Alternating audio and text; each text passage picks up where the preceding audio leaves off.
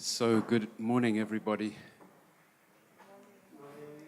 Let me start with a couple of disclaimers. The first one is that while the last session yesterday was run on the basis of which spirit was moving whom, we're going to do it slightly differently today. Quick word about the gender imbalance up here on the stage is that sadly Victoria Collis-Buthelezi was going to be joining us but had a health issue, so pulled out at the last moment.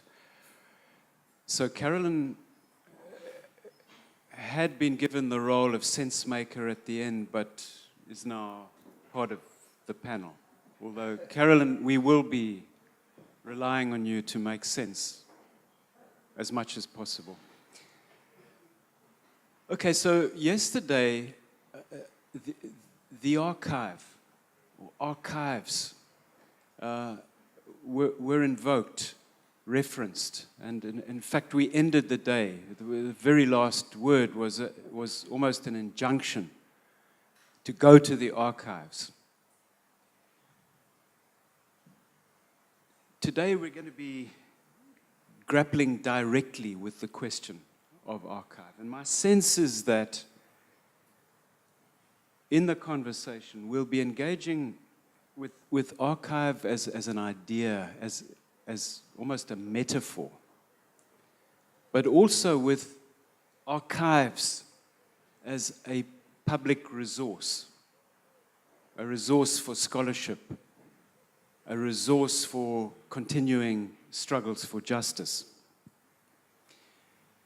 And I think we'll also be engaging with what some call the Mandela archive,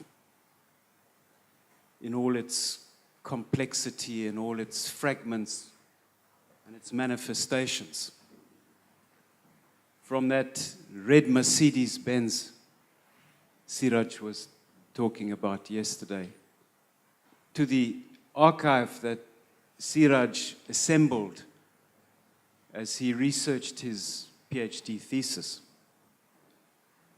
From those divorce court case files that Tembega was telling us about yesterday in relation to Madiba's 2 divorces, to the Mandela oral traditions which are carried by communities here in the Eastern Cape,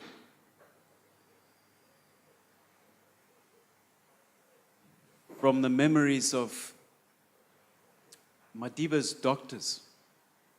You remember one of them tried to write a book, which was then withdrawn from the shelves. Just 2 weeks ago, we at the foundation were given another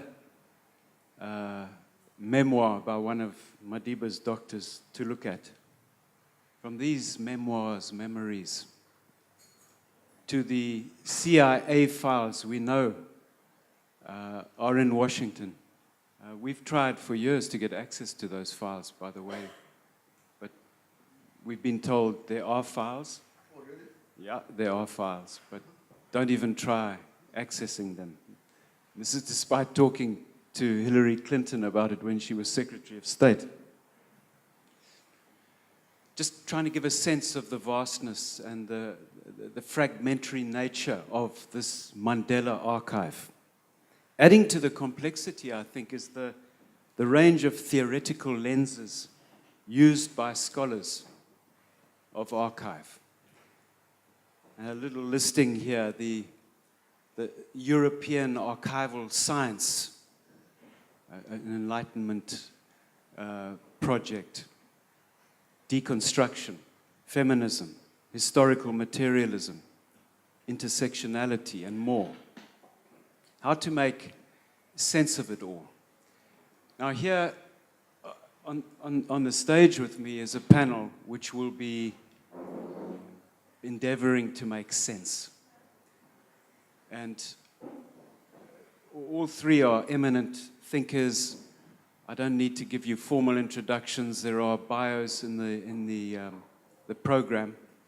But I want to just share with you why we invited each one of them to this particular conversation. We're going to start on my right with Xolela Mangcu. He headed a legacy organization, the Steve Biko Foundation. When he was at Wits, he ran a dialogue program on archive, which ultimately became a book, Worthy Ancestors. He's an historian of the Eastern Cape, and he's now writing a biography on Madiba.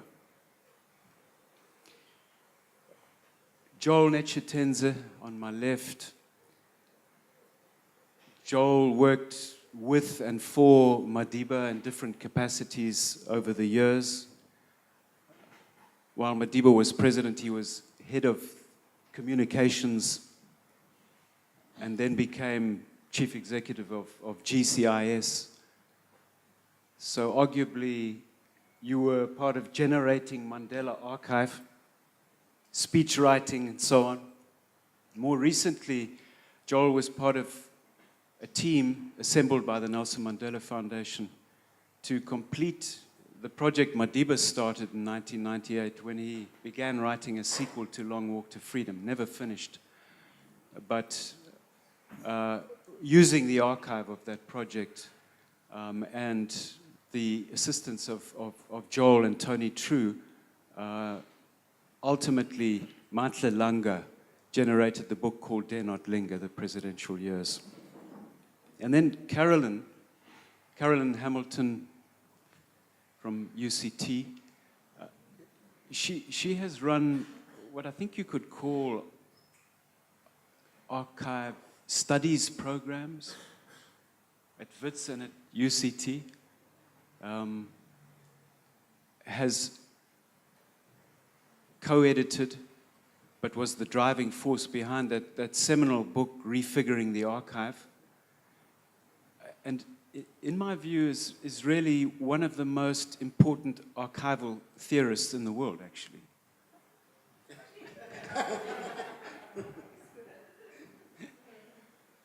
So, a very well-qualified panel, I would argue, to interrogate this question of the archive. And with no further ado, I'm going to hand over to Xolela. Thanks, man. Good morning. So, yesterday I made the point that about the lack of African scholarships or biography on people like Mandela and Sobukwe and many other people. And I think that lack has come at a cost, at a huge cost, in terms of our understanding of Nelson Mandela. And what I've been trying to do over the past 3 to 4 years is to try and push back against the received archive, which is the archive that exists in the existing biographies. I think the biographies are so flawed, all of them, including Madiba's own Long Walk to Freedom, so flawed conceptually and methodologically that we need a wholesale revision of the entire enterprise. We just need to go back to the beginning. Let me read out a quote from one of my favorite scholars of biography. And I read it out because I think it speaks to the problem of the Mandela biography. And this is from Hemion Lee. Hemion Lee wrote a very small but important book called Biography, a very short introduction. And she writes about how easy it is for biographers to fall in the habit of repeating the same narrative until it becomes the gospel truth. In that process, she writes, untruths gather weight by being repeated, and they congeal into the received version of a life. They are repeated in biography after biography until or unless unpicked. Some biographers settle on a single, possibly shaky hypothesis to explain a whole life. It is this single shaky hypothesis which you find in every Mandela biography that I am contesting. And this single shaky hypothesis goes something like this, and I'm sure you've all seen it. Madiba was inspired, his notions of leadership were inspired by watching the chief, Jongindaba, in the village run village meetings through consensus. And this informed his later notions of what it means to be a leader. That's the entirety of it. That's what every book begins with. There are many problems with that foundation. First of all, it cannot possibly be the whole explanation.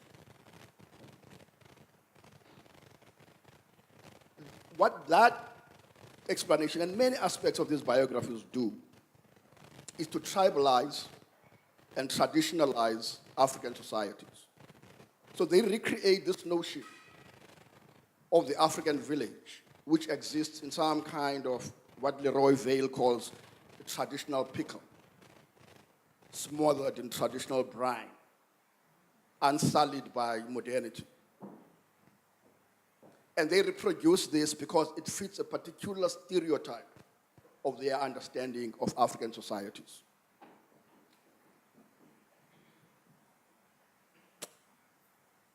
The second and related aspect of this is how Mandela's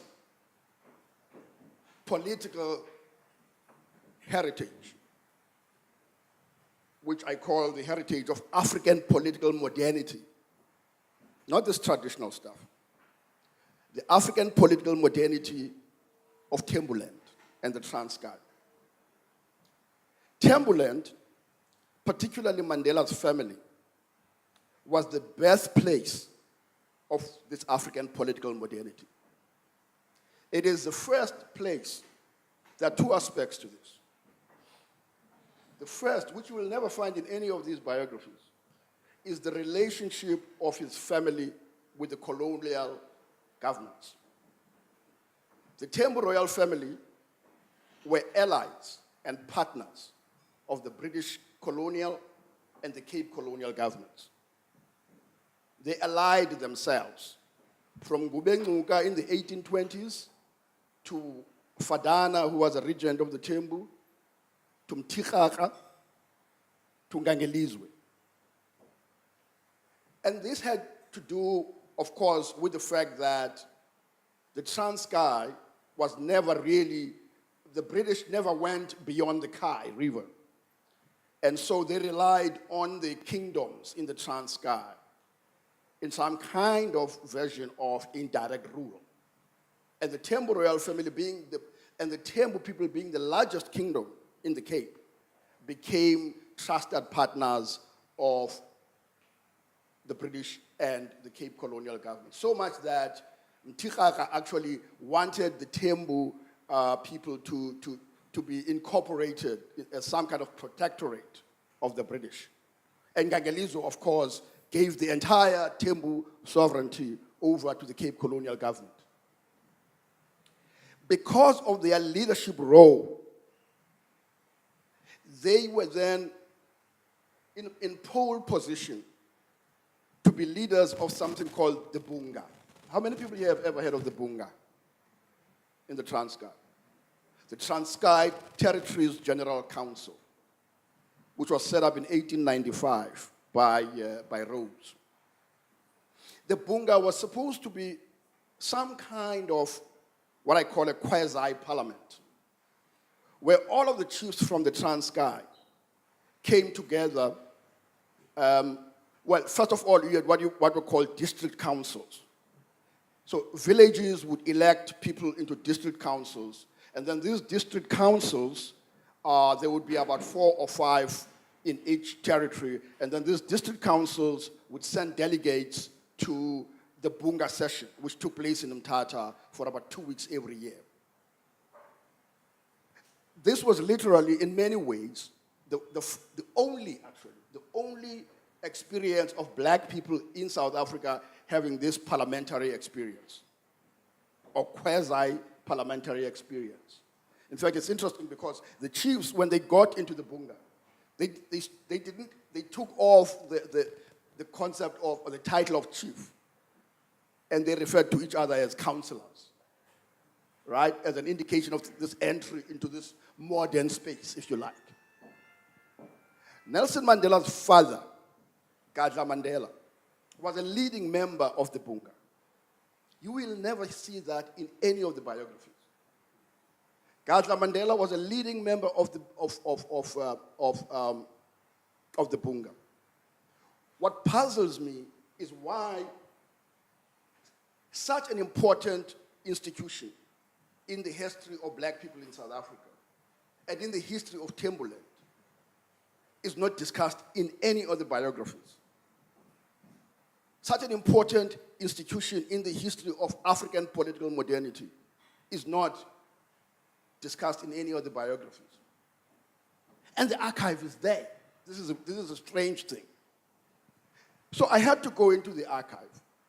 I had to go and find Gadla Mandela's voice in the archive, because the Bunga kept its own Hansard, if you like. The proceedings of the Bunga are there in Mthatha. All you have to do is to go to them. And when you begin to bring out this archive, what begins to emerge, right, is that Walter Khobusana, ever heard of Walter Khobusana? Okay, Walter Khobusana was from East London. But Walter Khobusana had to go to Timberland to run for the Cape Legislative Assembly. Khobusana was the first black and African person to be elected, I think it was 1909 or thereabout. And then, of course, he was the last until 1994. And Khobusana did this because he was a very close, well, for two reasons. One, Timberland was the most politically active constituency in the Cape. But also because he was an advisor and a friend of Dalibhunga, the most influential and powerful figure in the Transkei, and I would dare say in the Cape. But because we tend to focus on revolutionary leaders, we don't speak about people like Dalibhunga. These folks are close relatives of Nelson Mandela. All these biographies will tell you that Mandela belonged to a minor, a junior, left-hand house of the Tembu royal family. All of them. The truth is there is no left-hand house in the Tembus. The Tembu people do not have a left-hand house. So how do these biographers write about this left-hand house, which doesn't exist? So the Tembu royal family, the Tembu people, have a house called Ikliba. Ikliba is not a junior house. It's not a minor house. In fact, Ikliba possesses powers that even the Great House doesn't have. It's like a court of appeal among the Tembu people. What I'm trying to suggest here is that there is this history of African political modernity, but there is this very influential heritage that Mandela comes out of, which comes out of the black African political modernity that is absent from these biographies. Then there is this notion of Mandela as a revolutionary, which is a very problematic notion for me. And it's one of those things we use contemporary concepts to explain past political practices. Mandela belonged, right, not only to this African aristocratic family, but he belonged to the educated African elite, who saw themselves as British, who saw themselves as Victorians. In 1900, S.E.K. Mqhayi wrote one of his most famous poems. It was called Singama Britani. We are British. I was raised by those people. That's why my name is Tennyson, but don't you ever use it. They saw themselves as black English men and black English women. They took pride in being subjects of Queen Victoria.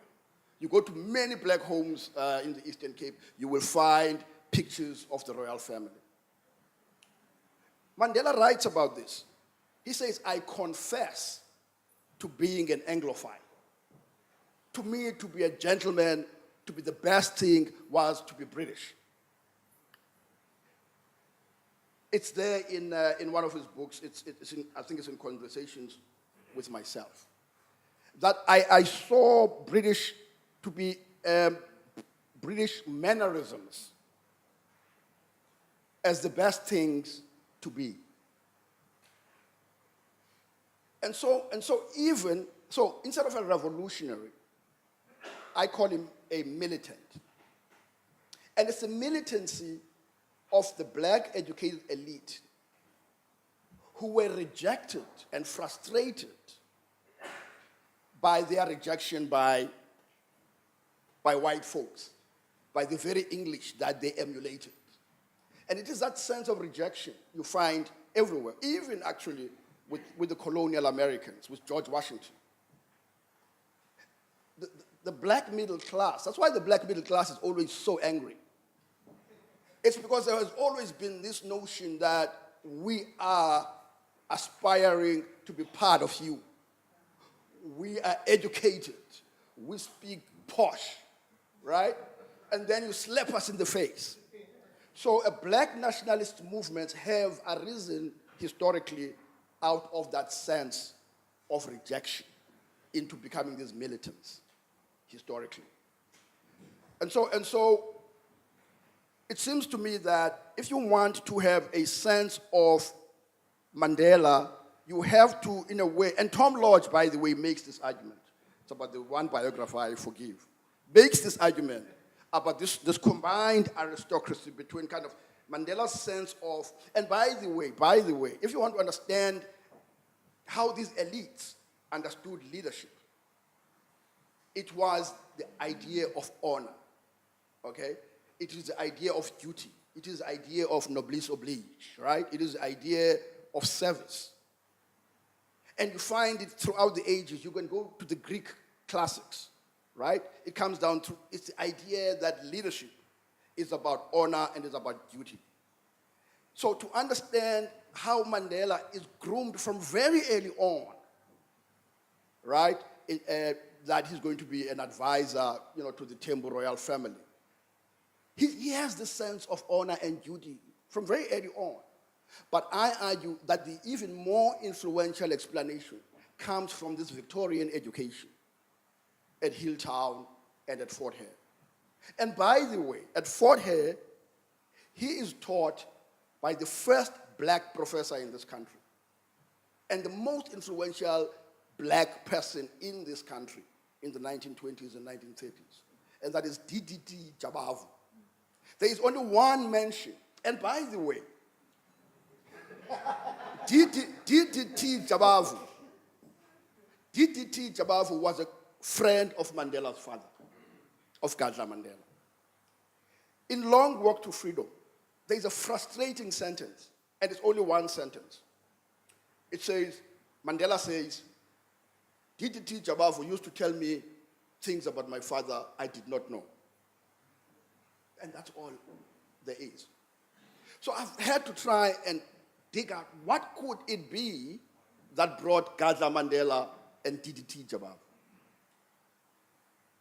I've just had to interview people. And the conjecture is that few people know that the University of Fort Hare was funded by the Bunga. The Bunga in the Transkei put up £10,000 to endow the University of Fort Hare. So these were black people in the cutting edge of colonial modernity. And the Bunga also funded DDT Jabavu's projects. Jabavu had just returned from meetings with Booker T. Washington and wanted to reproduce some of those projects at Fort Hare and went to the Bunga. So that is the only way he would have known Gadla Mandela. But what do you get in the biographies about Gadla Mandela? And Anthony Sampson is the most guilty one in this. Sampson describes Mandela, Gadla Mandela, as a pagan who inhabited a self-contained world. That's a verbatim quotation. Why should Gadla Mandela be a pagan in the first instance? Is it because he was practicing African traditional religion? But how can somebody who's a member of the Bunga, who's a parliamentarian, who's a friend of Jabavu, who's a friend of Makiwane, who's a friend of the Mbekeni, how can that person be described as living in a self-contained world? So let me close by saying that we have to start from the beginning in rewriting this story and this history of Mandela. We have to place him within the history of African political modernity. We have to give agency to his family, both as, and thanks to you, Carolyn, about this concept, because I don't know what concept to use. I don't want to say collaborate, because again, collaboration is our own concept of putting on the past our recent concept. But you know, we like to fool ourselves as coming from this revolutionary tradition that rejected everything. Black people participated in colonial institutions from 1853 to 1936, and even beyond that. For more than 100 years, black people in the Cape voted on an equal basis with whites. But it was a qualified franchise, which meant it included women, white and black women. So Mandela comes out of this history of black people who are citizens, but who are voters. Mandela comes out of this long lineage of political activism in South Africa. He grows up with everybody around him voting. He grows up with both his father and his guardian as members of the Bunga. He accompanies the Bunga. He accompanies Jongindaba to the Bunga. Right? Let me close by this. Funny enough, this is to be now fair on Mandela. Mandela says these things to Stengel. So Mandela says, my father was a member of the Bunga. And Mandela says the Bunga was such an important institution in the Transkei. But that never makes it into the book. It's a selective reading of the archive, which is driven by this colonial anthropological, I shouldn't just say anthropological, but there is a framing of African societies by these biographers that excludes what Mandela is telling them. And they erase it out of the archive. So we have people repopulate the archive and bring out, it seems to me, this story. And to students, I care less about Fanon. I grew up reading Fanon. Fanon will take you only so far. You have to do this work. You have to write biographies of Mandela, of Sobukwe, of Mkai, of Jabavu. That is, for me, what decolonization would actually mean. That, for me, what a curriculum would be. These people don't exist. When I went to UCT, I had to say to my colleagues in sociology, I'm going to teach Mkai. And I put Mkai in the sociology curriculum. So there's a lot of work that needs to be done about our own intellectual history. And it's only then, I think, that we'll understand people like Mandela and their role and their development. I'll stop at that.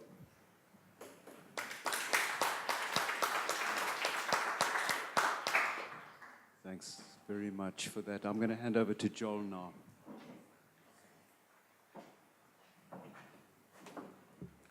Thanks, Chef, for variety. I will use the platform. Now that Xolela has said we should start from the beginning, I will say I'm an African.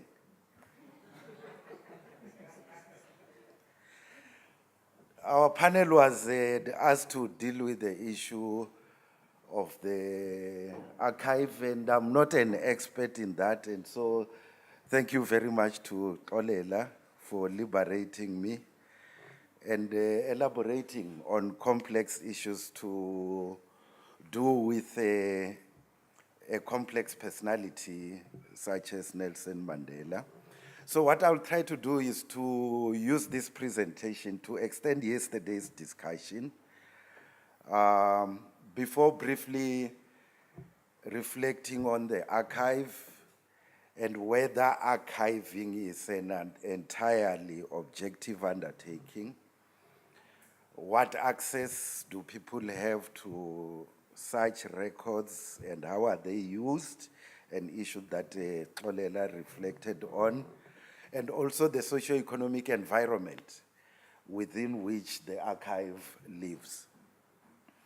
In my view, there are certain takeouts from yesterday's discussion that I think should inform our reflection on the construction of the Mandela archive as a living system. Firstly, it's my firm conviction that individuals who are characterized as great historical figures, good or bad or somewhere in between, attain such status not merely by dint of force of character,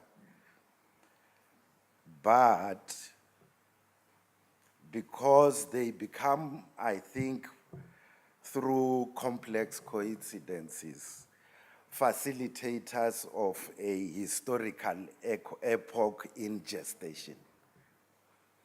So an epoch is about to be born, and they emerge by coincidence to become facilitators of its realization. And I think that's where Mandela belongs. Secondly, to the extent that such personalities are embraced by large swathes of humanity, the people who spawn these personalities somewhat lose their custodianship of the icon, as the individual becomes the collective property of all the admirers. Thirdly, the domestic and socio-economic environment does without doubt have a critical role in framing the dominant narrative and its relevance for the present and the future. So in my view, it's in the maelstrom of this potent chemistry that unavoidably intense contestation will arise, which contestation, as we agreed yesterday, should be encouraged. But how do we avoid the extremities of unreason in that contestation? Of course, reason itself is a contested notion, but I think there should be some boundaries of logic within which the Mandela legacy and archive should be located. Before delving into the issue of the archive, let me elaborate on a few markers of Mandela, the man, the icon, and the celebrity in the age of globalization. This is relevant for the archive because a tendency has taken root, and this was manifested in part in yesterday's discussion, where a moment in history is selected as defining Nelson Mandela, the icon. And so binaries emerge: reconciliation, forgiveness, generosity of spirit, all these are presented as his beginning and his end. On the other hand, there is the freedom fighter, the military commander, the victim of repression, persecuted prisoner, and leader of a political party. I think each of these characterizations is on its own inaccurate and misleading, but combined, they start to approximate the totality of what Mandela was, what he sought to become, and whether and how he succeeded in depicting the desired persona against the background of the natural traits of the personality. There was the conscious persona, there was the personality. Now, how does all this relate to the issue of the archive? It is tried to say that without the village, the royal upbringing, and the issues that Xolela has raised, without the association that brought luminaries such as the Lebedes, Sisulus, Ngoi, Slovo, Dadu, Marx, and others, together in that constellation, inspired by a noble ideal, Mandela could easily have ended up not only in the footsteps of his father into the Bunga, but as a Bantustan leader. Or he could have ended up as a don of the mafia gangs of Alexander Township, where he first settled when he arrived in Johannesburg. What am I driving at? The starting point in constructing the archive, in my view, has to be the contextualization of the development of his social consciousness. There's his diffidence, self-assertion, and ambition, but there are also the ideas of the peer group and the socio-economic and socio-political circumstances, all of which fused, in my view, in splendid combination to produce the Mandela we know. I think it cannot be emphasized enough that germane to the construction of the Mandela archive should be the complementarity of personalities who collectively attained a revered status in society. Critically, they were to each other a check and a balance. And collectively, they deliberately honed the best in Mandela in order to make him the icon that he emerged as. I'm tempted to become quite trivial in this regard, starting off with a story with which I think all of us are familiar. I think it was hinted at yesterday about the narrow nationalist who tried to invoke the imagery of the black bull and the white bull as he was trying to ward off what in his youth he thought was the foreign ideology of communism.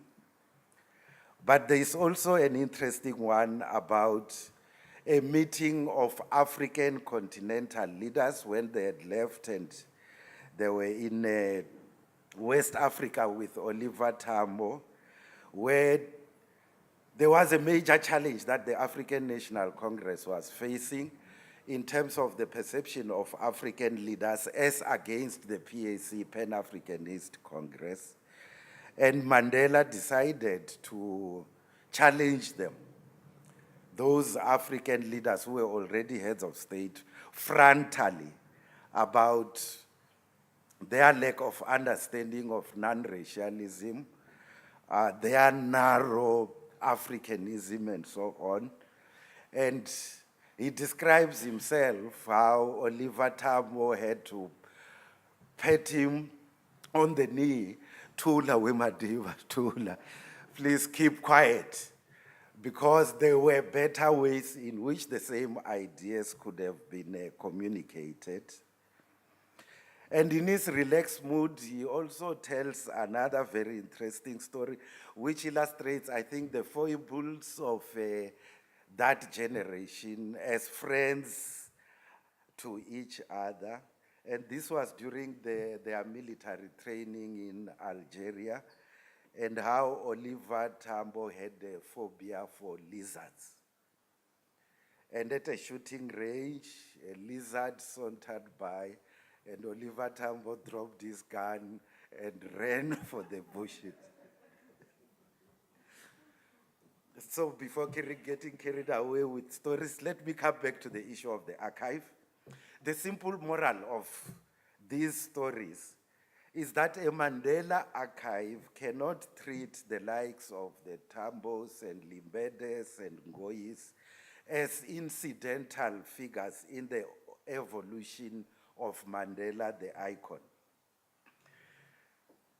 We referred earlier to great figures being adopted by a nation and broader humanity as an expression of the best in themselves. The profound meaning that attaches to this, in my view, and how it relates to the archive is the following. One, humane, personal, and organizational ideas of the icon become the ideas of the nation and even of humanity. A parochial view would characterize this as a threat, but in fact it is a boon to be nurtured and creatively utilized so the full measure of his ideals can be appreciated and embraced by broader humanity. Two, on a global scale, we have engaged in many campaigns with slogans such as "It is in your hands," but do we sufficiently invoke his hatred for senseless wars? For instance, the livid anger that he had at the initiation of the Iraq War in 2003. We remember the choicest words that he was using about Blair and Bush and so on. And I think the archivist has a responsibility deliberately to surface such issues in instances where they are relevant to the discourse. And today, with the formal emergence of protectionism, narrow nationalism, xenophobia, and so on within the global political establishment, those elements in Mandela's articulation need to feature in the discourse. Three, the universal appropriation of an icon that we referred to does raise questions about privileged access to the archives, subjective interpretation, and even trivialization and vulgarization.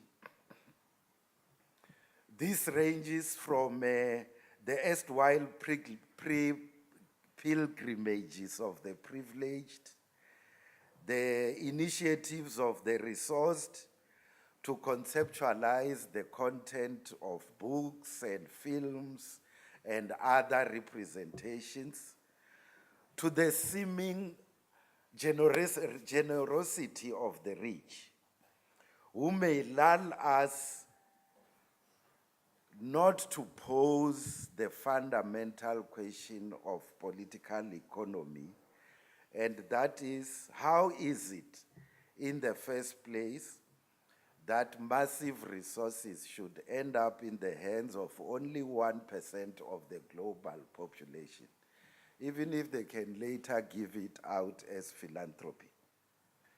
Now the question will arise as we examine the archive and Mandela's ideas, whether Mandela had resigned himself to this state of affairs, or did he deliberately exploit an existing global social reality to mobilize for a transcendental idea? Four, and related to this, is that the archivist needs authoritatively to surface Mandela's innermost thoughts. For instance, about South Africa's political transition. What, for instance, is the relationship between the generosity of spirit that has become the stock in trade attributed to him, as distinct from the strategic and tactical acumen of Mandela the revolutionary in managing a delicate period of political power changing hands. We'll debate later outside of this Xolela whether Mandela was a revolutionary or not,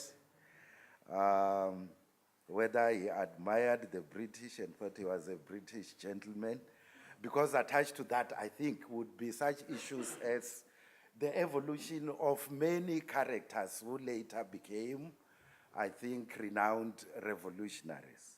We can talk about Gandhi and his own attitude to British colonialism and even some tinges of prejudice that he had when he first arrived in South Africa. We can talk about Marx and Engels, how they started, and Engels and who his father was, a capitalist. We can talk about Bram Fischer and so on, but that's a debate for another day. The last issue that I want to raise is about ethics. Firstly, in its broadest sense, in terms of pursuing an equitable society, and how Mandela evolved to embrace a gendered perspective to social change. There are two issues attached to this that require underlining. The first one is, one did listen to the discussion yesterday on how we ensure a gendered perspective to dealing with Mandela's legacy. And I'm using the word evolution deliberately, because not only with regard to Mandela, but also in the ANC itself, a gendered perspective was adopted much later in the day. It evolved in that thinking, and we should pose the question, why? But I'm also raising this issue from the point of view that when we investigate the history of luminaries such as Mandela, we need to appreciate that their ideas evolved with time. And so we should not take one moment in history as the defining characteristics of the person. The second element of ethics that I am referring to relates to how he shuddered at the genesis of post-apartheid corruption within the ANC itself. We know about the famous quote, I think we finally got it and used it in the book Dare Not to Linger, where he was saying around 1994, 95, I didn't know even our chaps would be as corrupt as the old apartheid characters, because certain terrible things had started to manifest in the conduct of some of the political leaders and bureaucrats. And so the question arises for the archivist, did he do enough about this? And as a person, how did he strike the fine balance between personal and organizational fundraising and the patronage that could attach to that? During the transition, as we all know, a political elite that was shorn of material resources was ascending into positions of power. And so a hierarchy of related issues emerged. First element of that hierarchy, social circumstance, creative self-sustenance, genuine philanthropy, and accountability. That's the first element of that hierarchy. Second element, individual temptation and folly on the part of people who are rising into positions in government. The third element is greed and criminal psychopathy, the worst of which, as we all know, is now playing out in the sordid stories at the Zondo and other commissions. We need to unpack that dynamic so that we are able to explain, or not only to develop an impatience and anger at the terrible things that happened recently, but are able to explain the social dynamic that influenced the evolution of these three elements of the hierarchy that I'm referring to. Because if we don't, we might deal with the people who are being exposed now, but we might not be able to deal with the systemic nature of these temptations that exist in office. In conclusion, the point that I'm making is that the archive should seek to drill below the integument of appearance and bring to the fore the profound questions of our time. It should seek to extract the lessons about the present and the future. It should challenge misappropriation by the privileged, whilst taking advantage of the realities of the global socio-economic system in terms of fundraising and so on. The archive should be a platform to record and preserve the obvious. And Xolela has illustrated this, but it should also be a living space to pose and debate the paradoxes. This obviously will bring to the surface Mandela's humanity, but it may also ruffle feathers. In other words, a Mandela archive should be a complex mixture of passion and dispassion. Thus, it will earn universal legitimacy by portraying the making of a saint who, in his own words, was a sinner who kept trying. Thank you.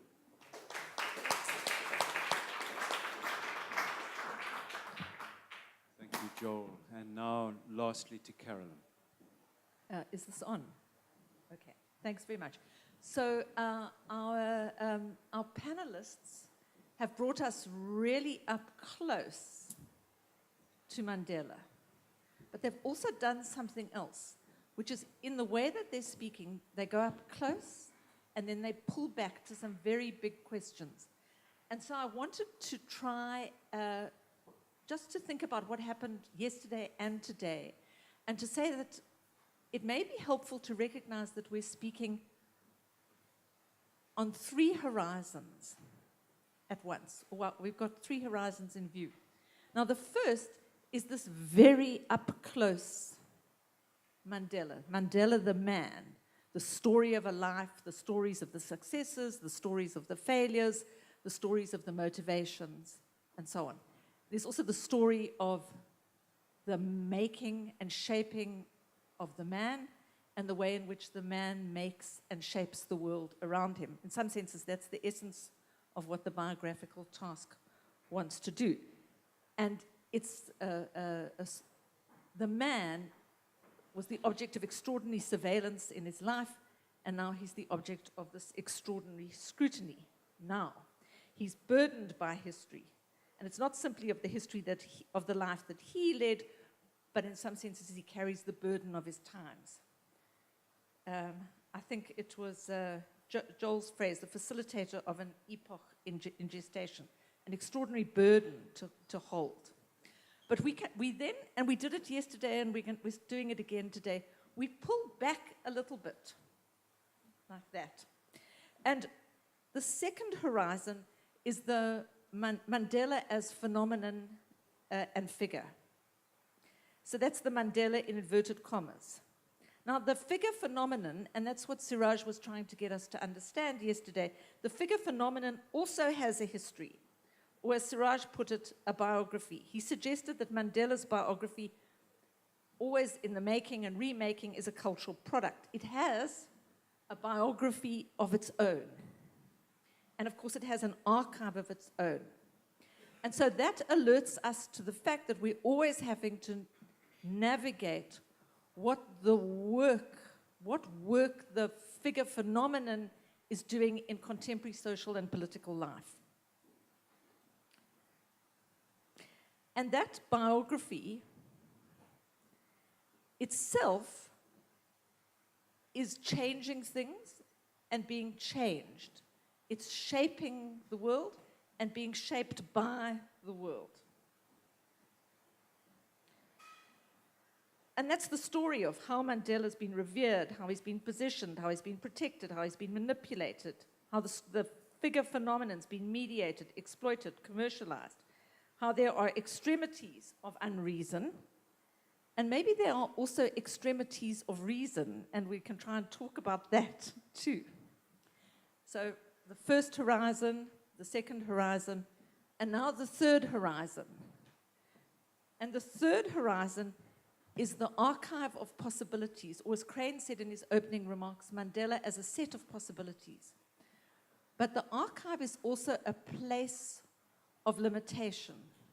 It has limitations. And this, I think, is where the depth of the challenge of the decolonization and decoloniality discussion comes to bear. Because on the one hand, the core of that discussion says the archive that we exist with today, that which has been deemed our archive, and by archive here, I mean not simply the stuff in the repositories, in all the many repositories, but I also mean that big archive in the sense of that which you think of as all the things that have shaped and made you, that very structure of that is the structure of knowledge, and that we have a particular one that's given to us as our archive.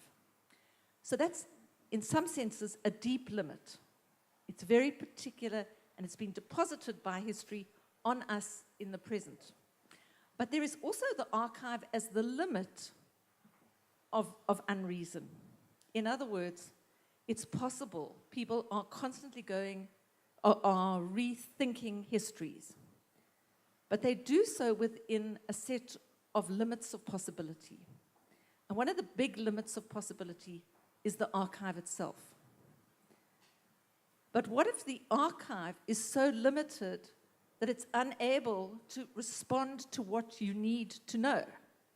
And this is where I thought Tembeke's contributions yesterday was so powerful, because he was saying, you have to go into the archives that are there. The questions that you have can ask entirely new questions. You've got entirely new questions to ask of material that's been ignored. The things that Mandela himself said that the biographer could not recognize, did not have the biographer didn't have enough archive to see what was being said and offered as an addition to the archive. There's that. But Tembeke also said something else. He said, what about the reconstruction of the archive? And back in 2002, we used a different word. We used the word refigure, as in partly in go figure, but also the actual construction. What's in, what's out? Why is that the case? And can other things be in? And what are the circumstances in which they're in? So suddenly you can see we've pulled right back. Our horizon's now very distant because we're asking very big questions that go to the heart of what is knowledge itself in our world. And what's the archive? And how do you escape the limits of what's been given as the inherited archive?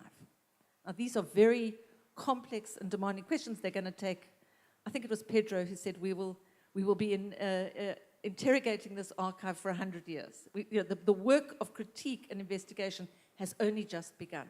And part of it is going to be the making and remaking of archives. the reshaping of them. Now that, any historian in the audience has probably got a slight chill there, because the one thing that should never happen is any interference in the archive, or at least that's how the archive mantra goes. But that's not true. Because we all know that the archive shapes the set of possibilities, which is why it has to be challenged.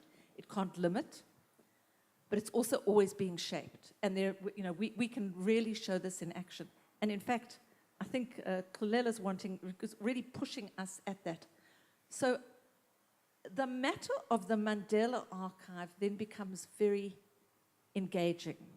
Is the Mandela archive there to say, this is the archive?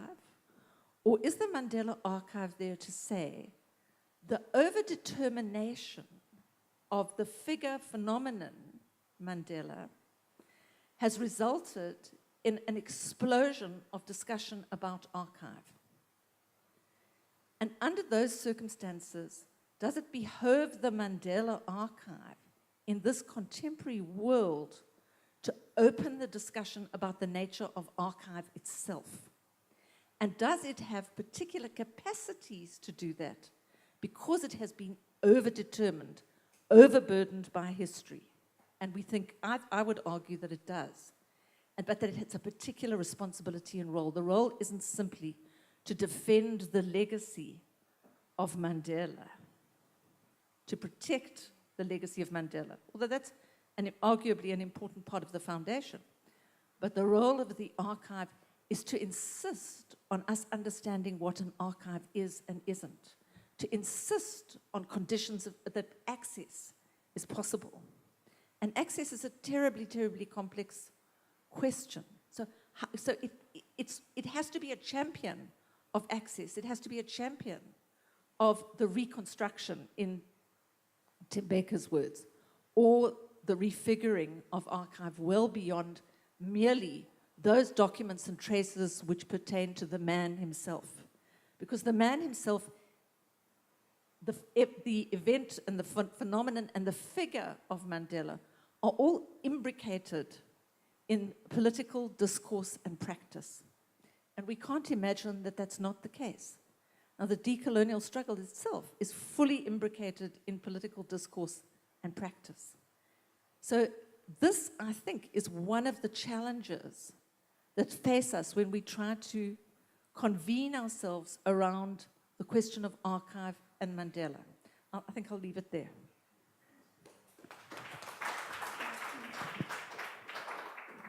Thanks, Carolyn. I think you'll agree with me. We've had three very rich inputs to chew on here, and I'm tempted to engage, but my role is facilitator. But let me go back to you, Xolela, to if you want to respond to the other two as a way of kicking off a conversation. No, actually, I'm going to steal a concept from Joel, and I'm going to take it back with me to America to frame this book. But it's this idea of constellation, and it's a beautiful phrase, actually, for describing what I'm trying to do, and which is to say that Mandela is, at every point of his life, part of a particular constellation. Now, the one that you spoke about was the one in the 1940s and 50s. But, for me, what's really interesting, and by the way, all biographers are autobiographical. So we all approach, biographies because we have a particular interest that comes from who we are. And I can relate with the story because Mandela, for me, is in many ways reminds me of my parents.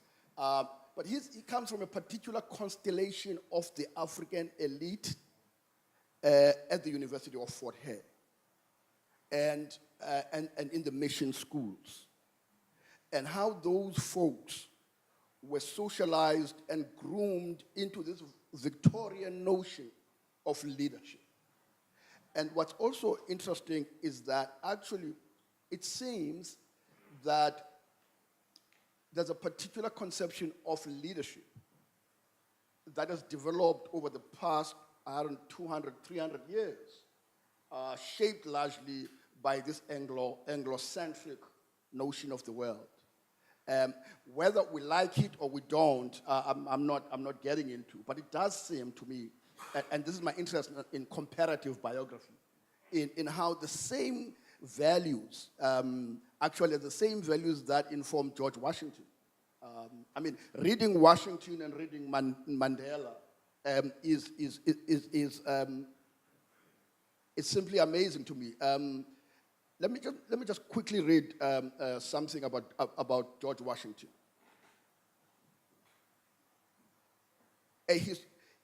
George Washington was a product of a historical process by which the revolutionary generation of Americans made an individual leader into an heroic personality who incarnated their Republican and nationalist beliefs. A man became a myth not in the colloquial sense of a fantastic and untrue story, but in the sense of a story, right, which combines fictional and factual elements to express a people's fundamental aspirations and convictions. You could take that, and it could easily describe what happened with Mandela.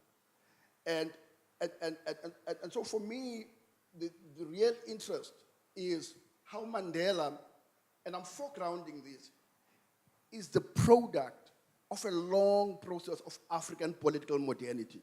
I cannot emphasize this enough. How black people were always engaged with these institutions of colonial and missionary modernity. And when you situate Mandela in that history, he stops being a miracle maker. It's only to white folks in the UK and in the Americas, how did he do it? I mean, how could he have done this, right? And even here, actually, right? But if you understand black political history, it stops being a miracle. People like Khubusana were doing this. People like Jabavu were doing this. And so he's in that milieu, he's in that constellation. And he stops being this kind of supernatural figure. He is the product of a long history of what I call black political pragmatism. And it's a pragmatism not in the way pragmatism is often used, but it's a tragic pragmatism. It's this notion of how do we deal with this darkness, with this night side of modernity over 200 years. And I think Mandela is best seen in that context. Which brings me to the students. Where do you exist in that long arc of black political modernity?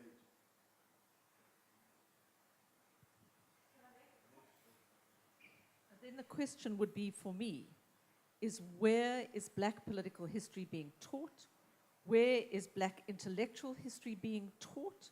Where is it being actively researched? Now we know that this is now happening to some degree in our institutions. But the truth is, as Biko Peterson has argued, the black humanities after 1910 were exiled outside of the universities. So the archive is an archive that's not established in the repositories. The archive is unrecognized. The historiography is in fiction, so-called. So the work of recovery and the reconstitution of the archive, before you can even do the work of writing your histories of intellectual life or histories of the intersection of political and intellectual life, is so, it requires a rethinking of where the archive itself lies, a reimagining of what that is. And I think what we're saying here is that you can't understand any of these figures without a full sense of that milieu. And the milieu is a history that still awaits proper deep historicization. No, just a brief thought, and I wouldn't argue that this is a matter that the archivist needs to deal with. You have got enough problems as it is. Xolela uses interesting phrases, quite accurate, in their description of historical reality and analysis of the evolution of societies, Victorian notion of leadership, modernity. I think those can be interpreted in all kinds of ways, but we do understand what they mean. However, they raise a broader issue for me that I do not think is sufficiently discussed within our intellectual community and research and in the universities. There was a speech that one of the French presidents made some 10 or so years ago about Africa and its level of development and so on. And then an issue arose at the conceptual level. Is the development of technology and, as some of us would call the concept, the development of productive forces in itself a bad thing if imposed from the outside, or could we, as even Karl Marx argued in relation to India, argue that the British were unconscious tools of history by laying out the railways and so on and so forth? How do we deal with that duality of interpretation? It's colonialism, it's oppression, it's repression, but there is a certain modernity with which it came. And in my view, I think the East Asians have been the best at dealing with this matter. The Chinese and others will very bitterly talk about periods of humiliation, but they will also say there is the best from the rest of humanity and the West that we can use for our own purposes. And they've done so very, very successfully. I think sometimes in our discourse, we tend to approach this from binaries. See if we want to go back to the hallowed days of African traditional life and reject the colonialists, but at the same time, we don't sufficiently engage the issue of development of productive forces.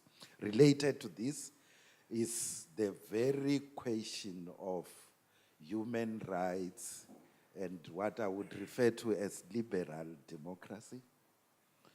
Are those, and I'm not talking about liberalism, I'm talking about liberal democracy.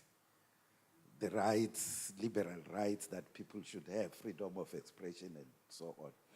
Are those not collective inheritances of humanity that we should universalize rather than pretending that this comes from only one place in the world and therefore cannot necessarily be applied under our conditions, sometimes as some of our traditional leaders want to argue. Okay, so we're going to open it up to the floor. I'm going to be helping as well. Yeah. Okay, so I think your hand was up first, and then Sumaya, then Crane. You could have been first, actually. Thank you very much, Chairperson. Let's welcome the fruitful inputs from the panel this morning. My first question, comment, I would like to refer it to Prof. Xolela Mangcu. Prof, you are encouraging us that we must get away from the white epistemology when we are looking at the capturing of our archives, right? But in your same demand of doing that, you are committing the very same mistake as well of referring to the theorization of our history by white historians. You are seated there speaking about the fact that Mandela came from a black elite. What black elite are you talking about? Because it's white historians who told us that people who went to university and who were black are the elite. I can tell you now there was nothing elite about them. Those people were poor, right? Those people didn't have any social capital in the white South Africa, right? And during the 1913, after the Bambata Rebellion and the final capturing of land dispossession in 1913 on the Land Act, right? There was nothing at all that concerns a black person with any sense of ownership that has to do on the land of South Africa. So how can people who are economically, intellectually, and culturally dispossessed be an elite? Right? I'm raising this issue, Prof, because the next thing we are going to do now, right? We are going to have a situation in 2040 whereby the students who fought during Feesmasval are now going to be called the educated elite. Right? Yet there's nothing elite about us. You see? We were in the struggle, fighting for free education. I am busy with a PhD now. But there's nothing elite about me. And I don't want to be referred to an educated black elite by a white historian again. So we must look carefully to the phrasing, right, of our struggle and how it was written about and for what purpose and for what end.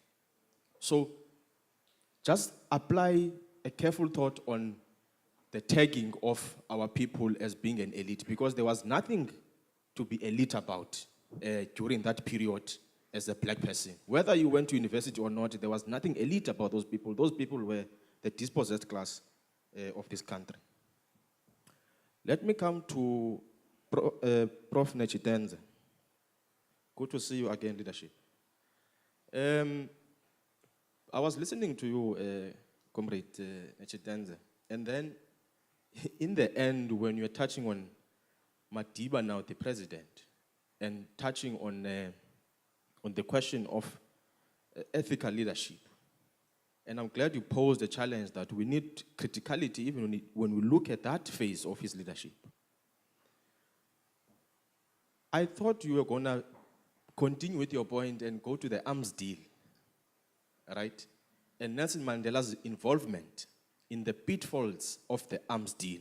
You just skipped to Zondo Commission. I was like, oh my God, why didn't you stay there during Mandela's leadership where the arms deal corruption took place and his involvement in that particular case? This is me raising now critical studies towards the leadership of that comrade, right? Number two, Comrade Joel. Madiba shifted from the reconstruction and development program and went into gear without consulting his comrades in the ANC. Right? A decision they took outside the ANC as a center of power. They took it at union buildings and they shifted to Ugia. Gear which brought us monthly increases in fuel prices, which affects the working class. Gear which brought us jobless growth. Gear which brought us the outsourcing of workers in the private sector, in the public sector, and weakening the trade union movement in the country. Up till this day, there was no minimum wage set during that era, and the university fees and student debts escalated to levels that I cannot even comprehend, right? These are the socio-economic questions that confronted Madiba, which he failed to address during his leadership, right? And it's just that with him as the president, he has been immune from critical scrutiny, especially from the factional politics of the ANC. Because it's very easy to point critique about Mbeki's leadership because he was so involved and within the factional politics of the ANC. So you won't find a thorough script from the SACP about the critique of Mandela's leadership because of his immunity from the factional politics of the ANC. So when it comes to Madiba, the leader now post-94, even that era of his life requires scrutiny, as you have stated, as far as the ethical question is concerned. Because going back to touching a little bit on Mangcu's landing chair, the ascendance of black people into economic offices, right, the emergence of the bourgeoisie class in the state, I can argue that it did transpire post-1994 when comrades occupied the state and boards of private companies, right? Remember, it's occupation of boards and the state, not the ownership of the economy, right? Even the elite post-1994 itself is questionable, right? So I want to find out, my leader, those questions so that we forever keep our train moving on the core program of what the revolution was supposed to achieve, right? And how do we scrutinize the leadership that was given the responsibility to keep that train moving in the revolutionary path for the emancipation of our people, right? So I don't want to be called an elite, right? I am still with our people. I don't own anything. So I don't understand your epistemology, Prof. Mangcu, and where it came from. And I want clarity from Comrade Joel about the ethical questions about Mandela's leadership when he became president, on the weaknesses that I have raised in that regard. Thanks, Chair. Thank you. So it's Sumaya next, and then Siraj. Thank you so much. I don't have a direct question. It's more just sharing of some of the thoughts that, that this panel has provoked. The one is around, so I work at the Nelson Mandela Foundation. I'm very close with the archive team, and obviously through my interaction with the archive team, I've really come to understand the role of the archives. But it's not something that I've had any reflection or knowledge on before.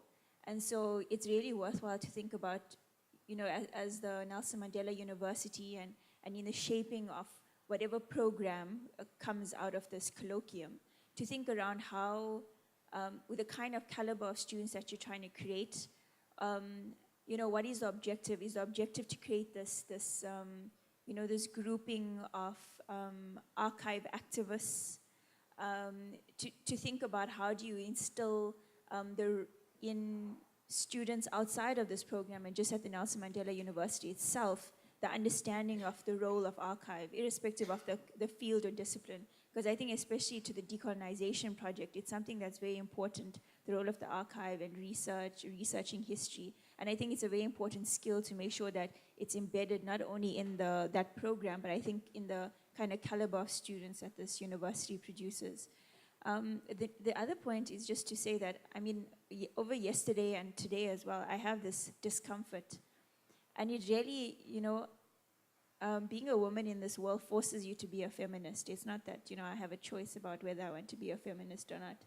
And this focus on Madiba, I can't help but have this gender lens that, this concentration of focusing on this man and this great man with the exclusion of a lot of women who played a role in, struggle South Africa.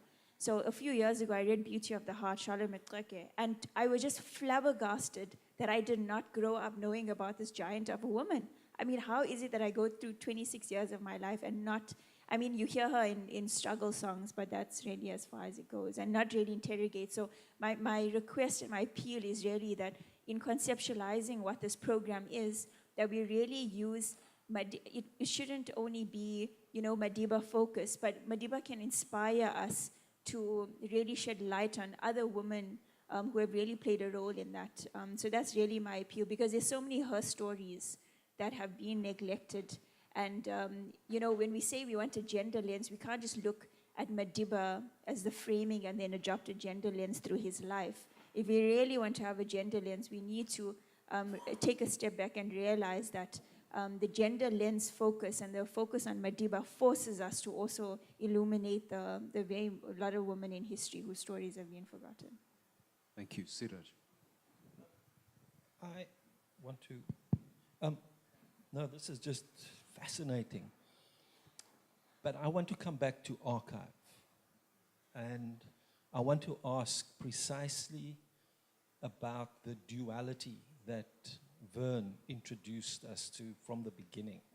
and that is present in our discussion of, on the one hand, he called it archive as service institution, as a collection of services, but on the other hand, archive as idea, maybe epistemology, this broad canvas and horizon through which to think archive conceptually, not just as archive, but as archivialities, right?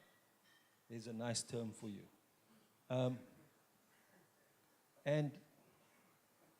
And we need to think about that relationship between those two understandings as Mandela studies, positions itself in a Mandela university. And because the troubling thing with archive as service is you actually mean that the archival impetus is one of governmentality. It is one of institutionalization and regularization. As creatively as we might think about that, our tendency is to impose the limits and to find the limits and to, in fact, constrain the horizon of possibilities. If one is talking about archivialities and a different archive, how does one, in a sense, prevent the governmental tendency, the tendency to governmentality to eventually dominate the discussion? Because, you know, you see this in the sector of the management of persons, things, and sites through the institutions that we create, that ultimately we regulate and we govern. And this can ultimately be a discussion about the relationship between the government of persons and the government of records and things. Whereas we are talking about, ultimately, the people sitting in this room and the students of this university coming to think of themselves as able to become whoever they want to be. That is the discussion that we are talking about how a Mandela archive, conceptualized beyond the governmental, can enable such the widest horizon of possibilities, even in Port Elizabeth. Okay, thank you. Crane, lastly. Yeah. So I'm not going to be able to say this as clearly as I want to, but a key expression which you use here, Joel, I think is really important for us to kind of get our heads around conceptually. And that expression was our collective inheritance. And you're asking the question here, and it goes back to what Xolela is talking about as understanding this history out of which Mr. Mandela comes, which has these deep kind of colonial, if you like, more than marks. I mean, they are formative things in the biographies of this elite. And I do believe that they are an elite. They're an elite in multiple senses. And it's a Foucauldian notion. And that difference is a really important one for us to conceptually come to terms with, even in the current period. So I'm with you. But I want to come back to this collective inheritance and how we come to account for it, Joe. Because the critical thing is about how empire has constituted our discourse to talk about this inheritance as being white. And the reality is that it's not white. We come out of 5,000 years of history which produced the 1800s. The 1800s are not produced by themselves. The 1800s don't come out of nothing. They come out of a long, long period of contributions which all of our forebears were participants, all of our forebears. So that inheritance is our collective inheritance. When it's made a white inheritance, it is that moment that we must talk about the way in which the historiography of that late 1880s period onwards hijacks that whole story to make that story a gift of white people to black people. I mean, that's what's going on there. And so that's a really important a point that I first of all want to make. But I just want to come back to saying that it doesn't leave us untroubled, because in that period through which we are going through this liberal experience in the Cape, we're involved in the making of this empire project. We're involved in it. And what Xolela is asking is how we now come to terms with all of that. And it's a really important challenge which is putting in front of us. Thank you. I'm going to hand over to you. One of the most painful things for me is how little of African history we know. And I've been saying this for the past 3, 4, 5 years to the student movement, that I would like to be great attention, for students to give great attention to writing African intellectual history. And that challenge has not been taken up. And there's always, we used to have, when we were students, mostly, we had the godfather of Marx, and now we have the godfather of Fanon. But what we never do is to study Mkhai, is to study Nontsizi Mgqwetho, is to study Charlotte Maxeke. Where is the student movement on these questions? You see, one of the great marks of scholarship is humility. You need, before you make declarative statements about history, is leave the possibility, and this applies to all of us, that you might be wrong. It's a life lesson that I could be wrong. So when you say some of the things you say, leave the possibility that the archive might show you a different story. So here's my suggestion. Pedro. Here's my suggestion. I would like you to go to the archives and look at the social and economic status of the students at Fort Hare, their family backgrounds. Please, at Fort Hare. It was only black people at Fort Hare, right? So you go to Fort Hare, look at the archive of the social and economic backgrounds of the students who were at Fort Hare. There were no poor students from poor backgrounds at Fort Hare. It was students whose parents had cattle. And they would sell cattle and they would send their children to Fort Hare. The poor, historically, all right, if you go back to basic colonialism, is that there were people called Amakaba and there were people called Amaqoboka. And these people, Pedro, were separated from each other physically. And Amaqoboka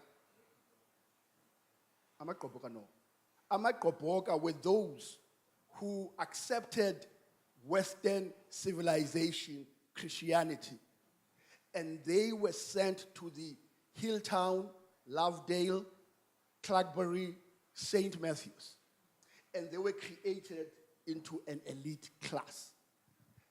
But for a long time, there was no university for black people in this country. So many of these people ended up with a high school education or with a teaching certificate. But in 1916, okay, when Fort Hare was established for the first time, okay, it was people like Jabavu. Jabavu was the owner of a newspaper, all right? Soga, Tiyo Soga, was the first black graduate in this country from Scotland. His children, the first black doctor, Henderson Soga. These people sent their children to Fort Hare because they could pay for it, because they had the money, because they had the cattle. They were an elite class in the black community. I'm going to hand up. I can see you shaking your head, Pedro, but I'm going to hand it over to Joel because he has to deal with your questions about gear and the arms deal.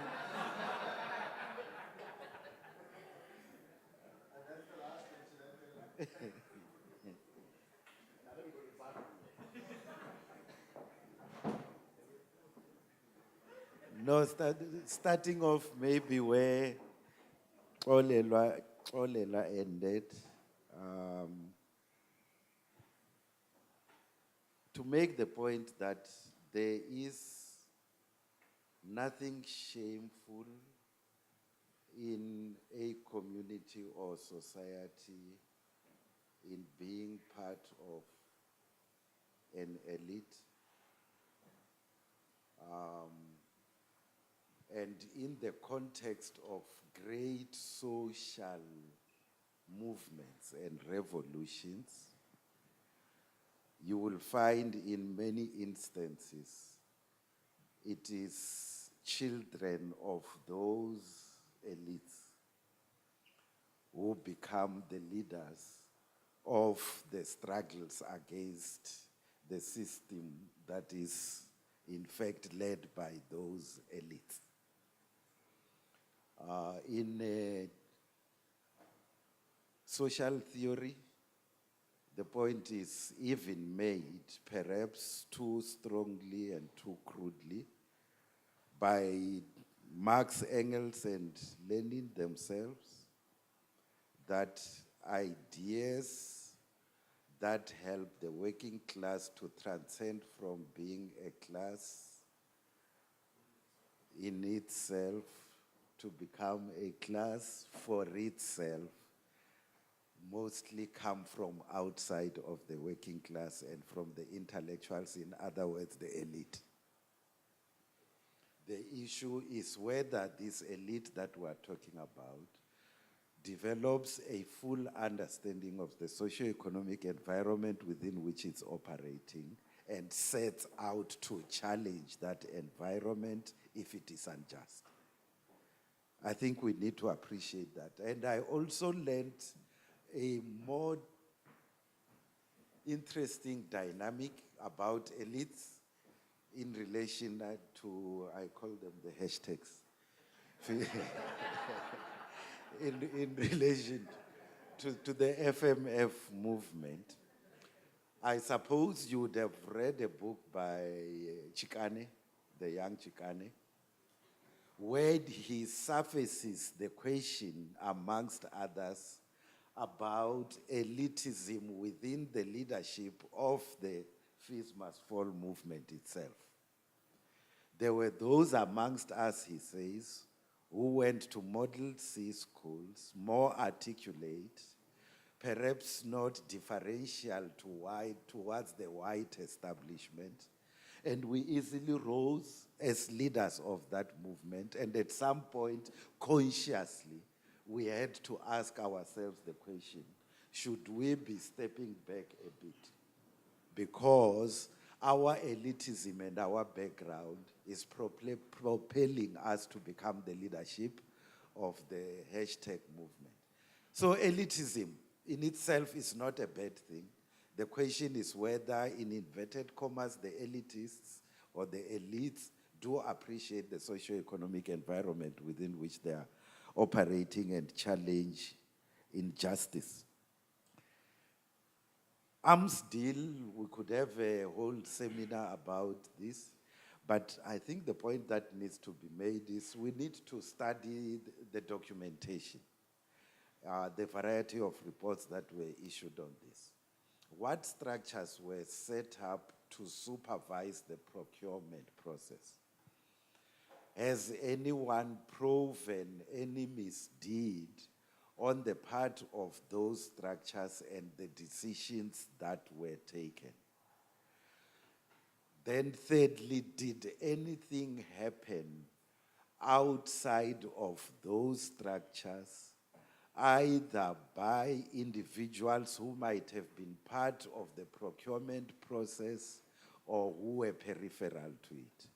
And arising out of all that, you will find the communication that we used to issue at that time about the differentiation between the primary contracts and the secondary one, the misdeeds by some of the people who might have been involved in primary contracting, but even more critically, that the most famous of the cases that we talk about were outside of the primary contracts, which is what that structure set up by Mandela, which was led by Thabo Mbeki, and the cabinet committee was dealing with primary contracting. It's a matter of detail. It can take us a lot of time. But the unfortunate thing is that discourse tended to I think, conflate.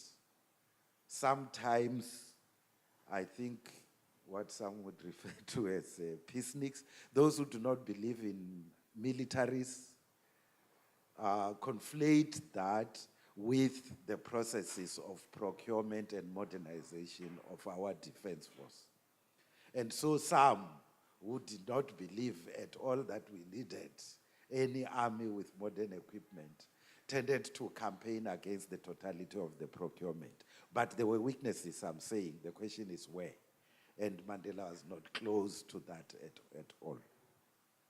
Then there is the matter of gear, and the point needs to be made here.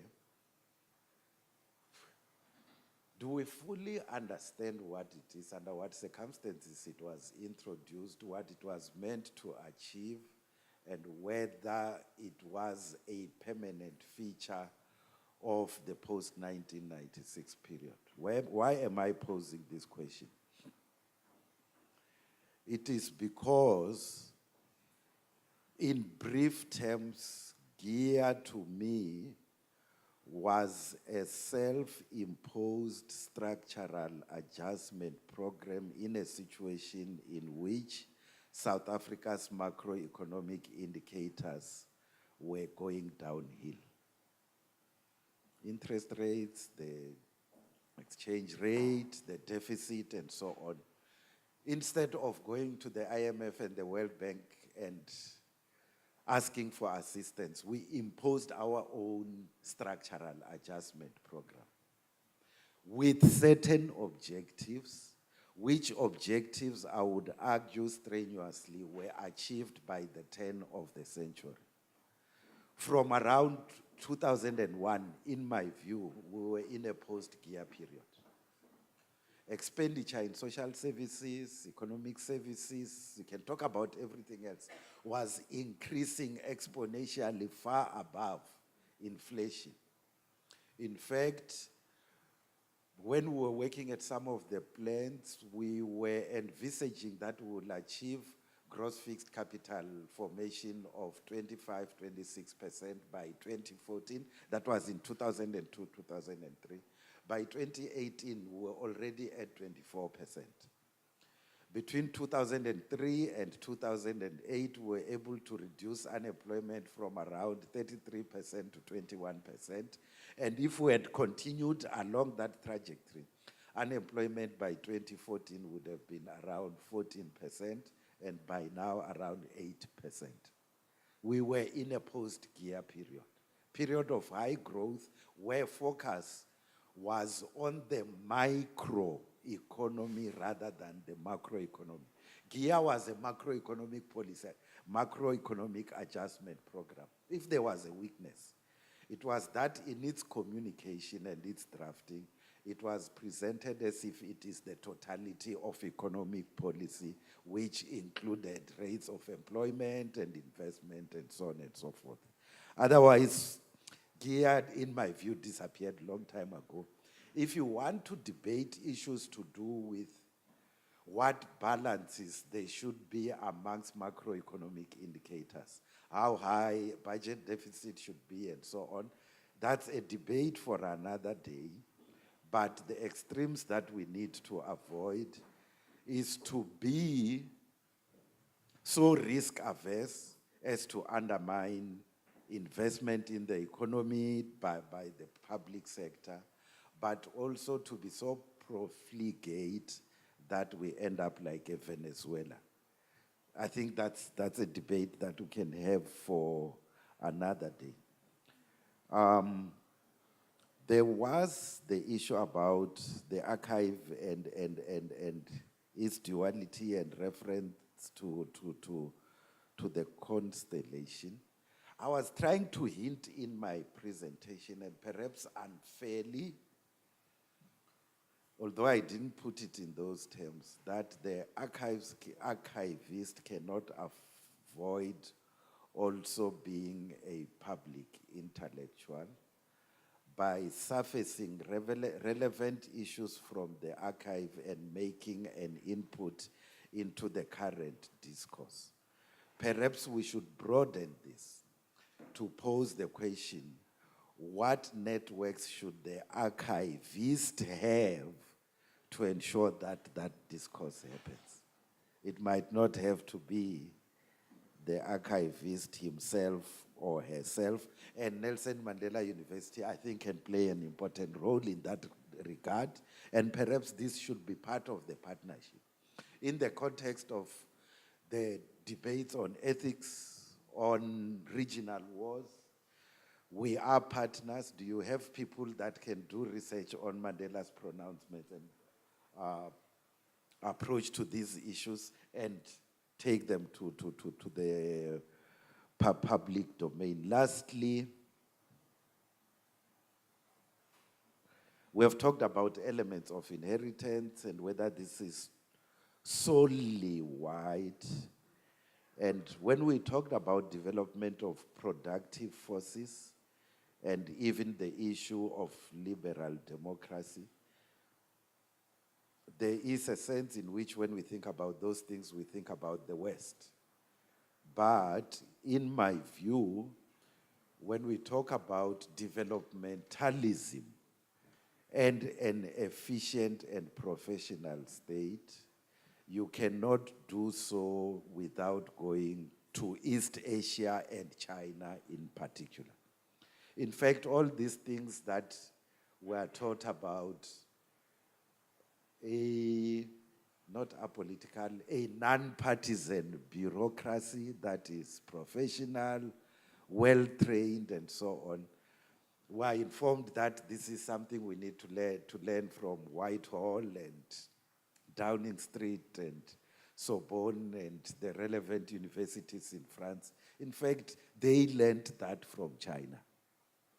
Professionalism of the bureaucracy originates from the earlier civilizations. And I found interesting, although I would disagree with many things that he has written, I found interesting the references to these various contributions of civilizations in Fukuyama's book on the origins of political order. The East and a professional, a bureaucracy, the West, and how to avoid, patrimonialism, whatever it is called, and the role of religion earlier in the positive sense as philosophers and developers of an ethical code from the Middle East. It's a very interesting take on the evolution of civilizations, but the point that one is making is there is from each civilization, including African ones, whether it's Mali or Mapungubwe or wherever, there is from each one a lesson that can be utilized for current generations. We have one more elite voice to respond.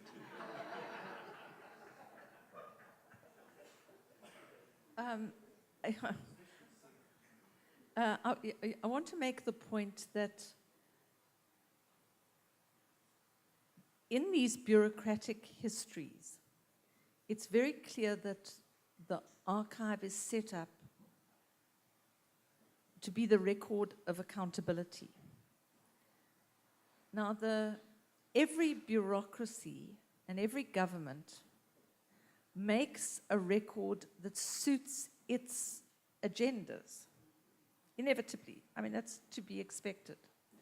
So it's a huge responsibility for anyone who has a political interest to understand the limits and possibilities of that institutionalized and governmentalized record, and to understand where the other places of record might be, and even to be sure to create the other possibilities of archive.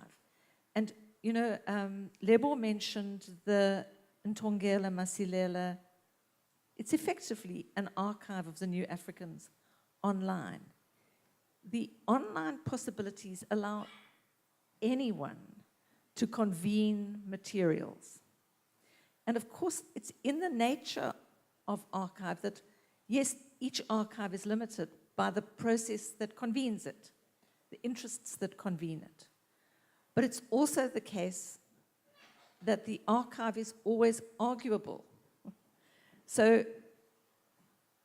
I think we're going to experience a multiplicity of archive positions that are now rendered in the virtual. And of course, the things that appear there will not necessarily be the same thing as the one that was collected, because there's archival mediation all the time. So we enter, the technology now gives us a new and increasingly complex field, but some of its rhythms are very similar ones. And so certain archives are institutionalized and valorized in certain times, and then they're challenged, and other archives come to the fore. This is a way in which I think about it, is that archive on the one hand, by which I mean both all the knowledge that is deemed our archive, is shaped by our political and our academic and our intellectual practice and discourse, and it shapes that intellectual, academic, and political practice and discourse. And all of that happens in a recursive spiral across time. And the interventions that happen into that spiral that destabilize it at certain points, and the spiral always works to reassert itself. So it's a punctuated rhythm, and it's a rhythm of struggle in its own way. Can I say something? I do want to pose another issue here, which has to do with the relationship of the archive with the discourse of decolonization. Decolonization is a fairly recent concept. I'm sure we all agree about that, right? Oh, okay. Okay, I thought decolonization as a concept arises out of the work of people like Fanon and Ngugi. Am I wrong? It doesn't come from Fanon and Ngugi? Okay, all right, okay. So let me just continue my point, right? So decolonization as a political concept, okay, it is introduced particularly in South Africa. The political historiography of South Africa, right, is different, very different before 1940. Before the 1940s, you had a very different political discourse. Say between the 1880s. Well, Ndongela started in the 1880s, but I think you could go even before that with Theo Soga, right? You have a political discourse of inclusion, right, of the educated African elites who start something called the South African Native Congress in 1890. But before that, there's something called the Native Educational Association, the NEA, which is like the first black political organization in the modern sense. And these folks from the 1870s, right, they have this right to vote. They own property, and they see themselves as part of the colonial system. And they see themselves as aspiring to a particular identity. And they see themselves as, I mean, they sing praises to the British king and to the British queen. And this goes up until, for me, the inflection point is 1936, when Africans in the Cape are denied the right to vote is taken away from them. And then this radicalizes the political movement, culminating in the formation of the ANC Youth League by Lembede and those folks. My question is, where does that political history fit within the discourse that prevailed and dominated after their time? How do we think about that archive?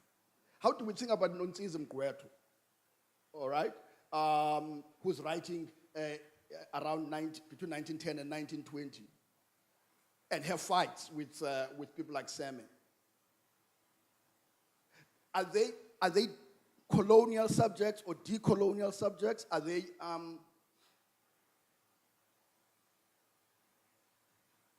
do we see them as sellouts for aspiring to be British?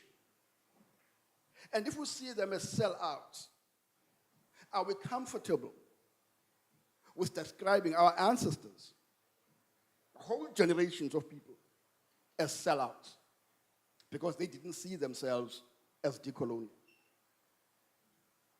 Where do they fit in the political and historical imagination of the discussions of decolonization?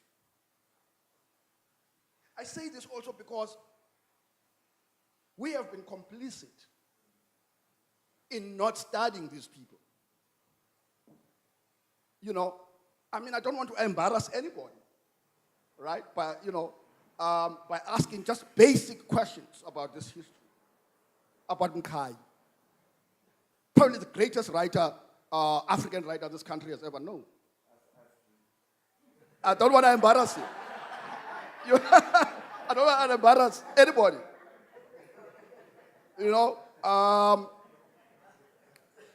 About Bokwe, John Knox Bokwe, right? These are the early intellectuals who are writing books in the 1800s.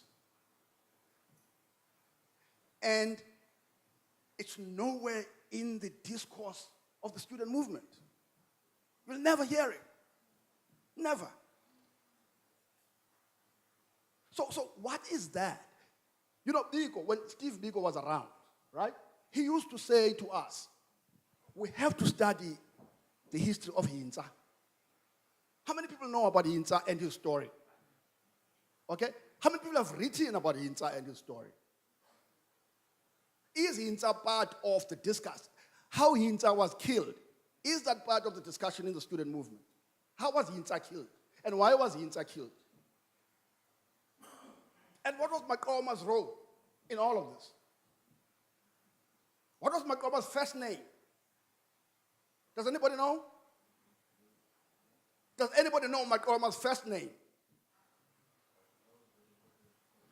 It's important because we know people's first names. We know Karl Marx's first name. We know Franz Fanon's first name. And you cannot not know the first name of Makoma, who was arguably the greatest, wanting to talk about revolutionaries, the greatest revolutionary of the anti-colonial movement. He's buried here in Dalibhunga. And his name is Jongum Sobumvu.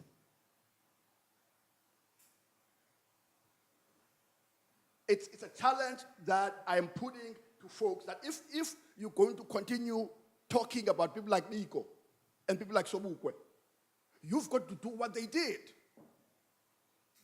You've got to establish research institutions like Steve Biko did. You've got to study black history. You've got to start black newspapers. I grew up selling The Voice and Black Perspective in my township in Ginsberg. Immersed in this history. But we have leaders who don't know. How are you going to lead our country if you don't know our history? How are you going to educate the people, the young people who are coming up, if you don't have a sense of your own history as Africans? You know more about Fanon than you do about Nkai. You know, I just get carried away with this.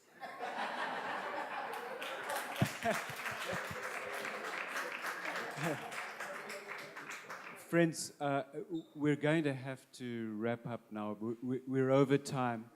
In popular discourses, the archive is generally regarded as a pretty dull space, if not boring. But I'm glad this session has been the hottest so far.